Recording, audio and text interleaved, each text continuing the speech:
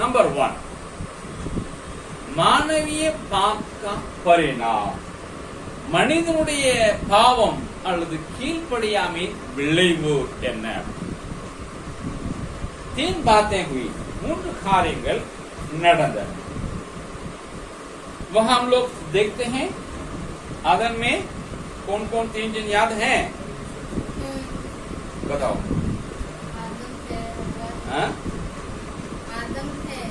आदम, हव्वा, सर. 3 பேர். आदम, एवा, सर, है ना? ये आर्डर हम इसको उल्टा करेंगे कि उसी आर्डर से परमेश्वर क्या करता है, बात करता है. இந்த ஒழுங்கை நாம தலைகீழ பார்க்க போறோம்.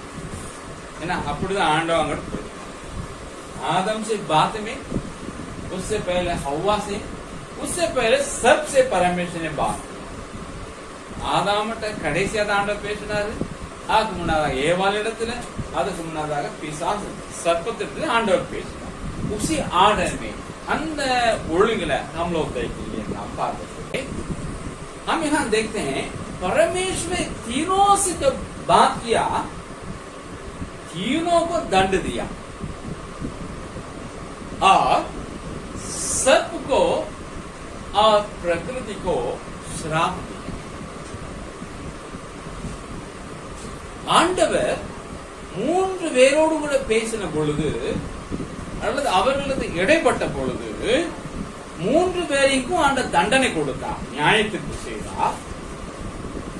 ஆனால் சர்ப்பத்தையும் இயற்கையும், அதாவது நிலம், பூமி, ஆண்டவர் சபித்தார். 14 और 15 वचन में ये बात को देख सकते हैं. अपने 14-15 பார்க்க போகிறோம். 14 और 15. तब यहोवा परमेश्वर ने सबसे कहा, तूने जो ये किया है, इसलिए तू सब घरेलू पशुओं और सब वनैले पशुओं से अधिक श्रापित है. இங்கே 14 வாசிக்கிறேன். அப்பொழுது தேவனாய கர்த்தர் சர்ப்பத்தை பார்த்து, நீ இதை செய்தபடியே சகல நாட்டு மிருகங்களிலும் சகல காட்டு மிருகங்களிலும் சபிக்கப்பட்டிருப்பாய். पहला श्राप दंड सहित आया सबके पास. முதலாவது தண்டனை சாபத்தோடு கூட சர்ப்பத்துக்கு வந்தது. सांप देखने में आकर्षित होता, பாம்பு பார்ப்பதற்கு கவர்ச்சியாக இருக்கிறது. सांप अट्रैक्टिव है. ये दूसरा वचन, तीसरा वचन का पहला वचन क्या लिखा पड़ेगा जरा 3:1 वासिकलामा. यहोवा परमेश्वर ने जितने बनेले पशु बनाया, उन सब में सर्प धूर्त था.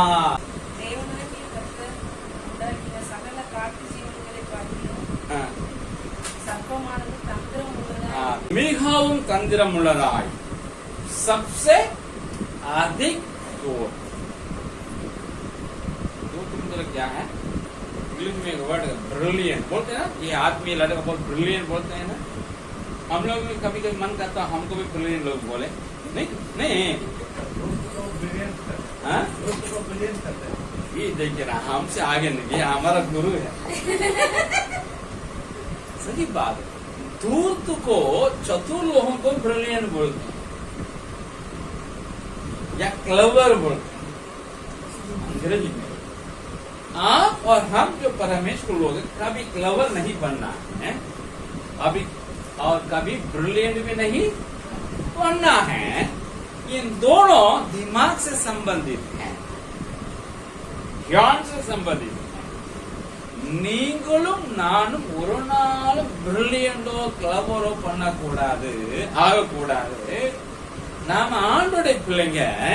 ஏன்னா அந்த பிரில்லியன்ஸ், கிளவரிட்டி, இது இல்லைன்னா மனிதனுடைய மூளையோட சம்மந்தப்படும்.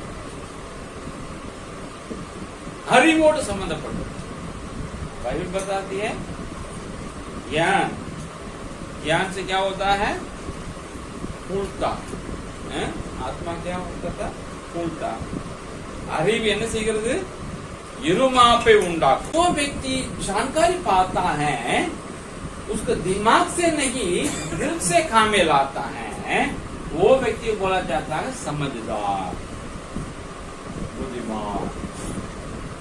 हमको बुद्धिमान बनने का वाइस बनने का आवश्यकता, समझदार बनने का आवश्यकता. दिमाग बनने का जरूरत है. बिना दिमाग का स्वर्ग पहुंच सकते हैं, लेकिन बिना समझदारी बुद्धि के हम स्वर्ग पहुंच ही नहीं सकते. जल में जो होगा, नरक में जो होगा, सारे दिमाग वाले वही होंगे. दिल वाले कहाँ होंगे? स्वर्ग के पास. நாம் அறிவாளியாகவே இருக்கக்கூடாது, நாம் ஞானவான்களாய் இருக்கிறோம். அறிவை கொண்டு மூளையால வேலை செஞ்சவனா நம்ம எப்படி இருப்போம்? தலைக்கணம் பிடிச்சவங்களா இருக்கும். ஆனா அந்த அறிவை கொண்டு நாம் இருதயத்தால வேலை செய்வோம் அப்படின்னா நம்ம बुद्धिमानगलाக ज्ञानवानगलाக இருப்போம். अब यहाँ देखते हैं ये सबसे अधिक दूर சகல காட்டு மிருகங்களை பார்க்கில மிகவும் தந்திரம் உள்ளது. मोर कन्निंग, मोर क्राफ्टी. अब है ये सब का क्या हाल है? सवनैले पशु से, घरेलू पशु से सबसे अधिक श्रापित कौन होगा? यही होगा. சகல காட்டு மிருகங்களிலும் சகல நாட்டு மிருகங்களிலும் மிகவும் சபிக்கப்பட்டதாய் நீ இருப்பாய் என்று சொல்லி ஆண்டவர் சர்ப்பத்தை சொல்றார். நிறைய मारी. मतलब श्राप से इंसान के शरीर में क्या हो जाता है, या किसी भी जीवित व्यक्ति जीव का शरीर में क्या हो जाता है? परिवर्तन हो जाता है. लसी में भी परिवर्तन होता है. जो अच्छे नए आशीष देगा तो क्या हो जाते हैं? बुद्धिमान हो जाते हैं, सुंदर हो जाते हैं, है ना. परमेश्वर आशीष देगा तो भी परिवर्तन, श्राप देगा तो भी परिवर्तन. என்ன நமக்கு தெரியுதுன்னா, சாபம் இடும் பொழுது அது சரீரத்துல மாற்றங்களை கொண்டு வருகிறது. ஆசீர்வாதா அது மாற்றத்தை கொண்டு வரும், சாபமிட்டாலும் मार्टते का. आप यहाँ देखते हैं उसके बाद परमेश्वर में क्या कहता है? पढ़िए 14 में. तू पेट के बल चला करेगा और जीवन भर मिट्टी चाटता ही रहेगा. நீ வயிற்றினால் என்ன செய்வாய்?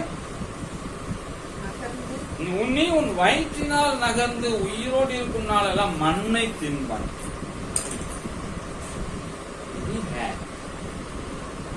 पहले कैसा था मुझे नहीं पता है, इसे समझ में मैं समझता हूँ. अब कुछ पंडित भी कहते हैं पहले सांप खड़ा था, अब उसको क्या करना, रेंगना पड़ता है. संभव है.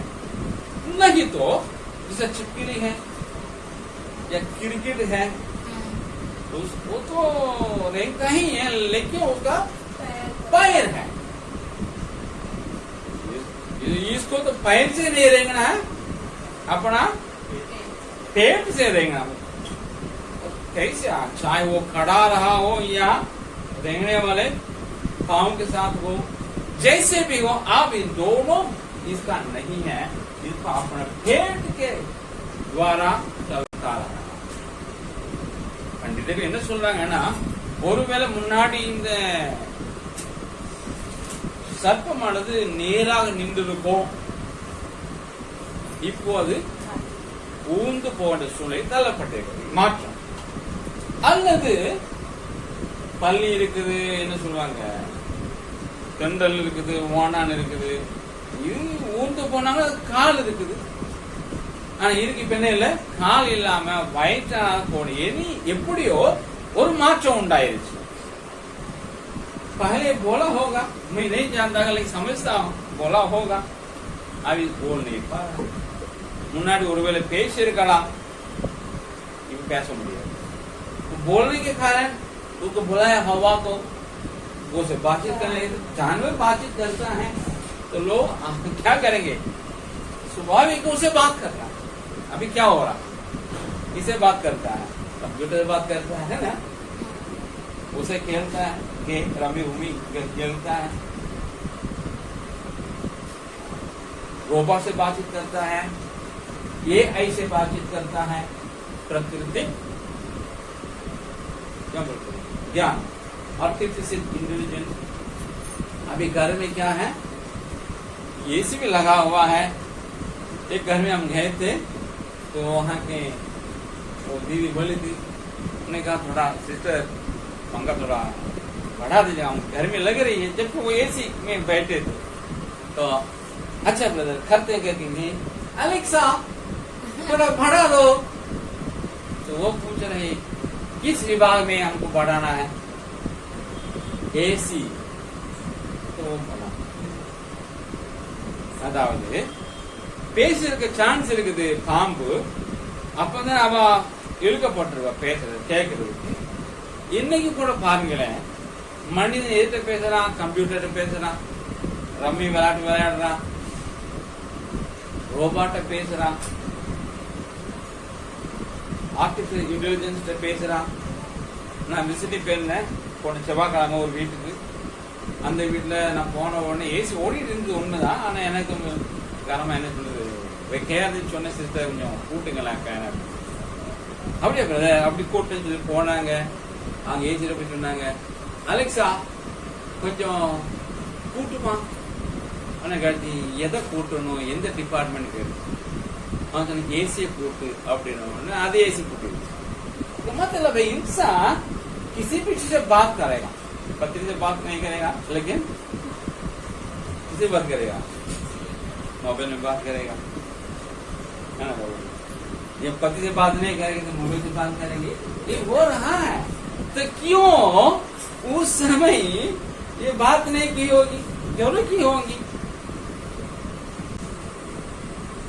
15 में, और मैं तेरे और उस स्त्री के बीच में और तेरे वंश और उसके वंश के बीच में मैं उत्पन्न करूंगा, वो तेरे सिर को कुचल डालेगा और तू उसकी एड़ी को डसेगा। मतलब तीसरा श्राप क्या है, जीवन पर हमेशा हमेशा के लिए सर तुम और मानव जाति के बीच में क्या रहेगा, दुश्मनी रहेगा। तो हमेशा वो दुश्मनी को सामना करना पड़ेगा, जहां कह देगा तो मारेगा। और अल्टीमेट क्या बोलते हैं हिंदी में, आखिरी में ये युद्ध में तुम्हारा सिर को कुचल डालेगा।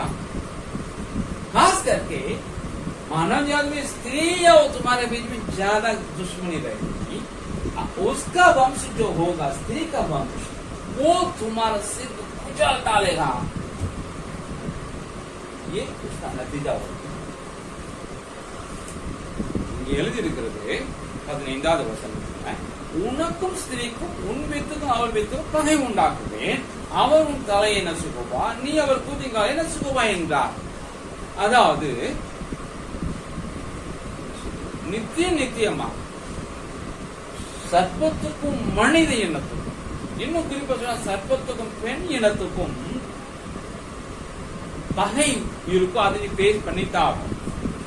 முடிவு என்ன ஆகும், மனிதன், இன்னும் சொல்ல போனால் ஸ்திரீயின் வித்தாய் பிறக்கிற மனிதன் உன் தலையை நசுக்கி உன்னை முடித்து போடுவான்। இதுதான் श्राप, यही तो श्राप, दंड भी है, श्राप है। ये पगला इस दूसरी वाचा में, आदंक वाचा में हुआ है।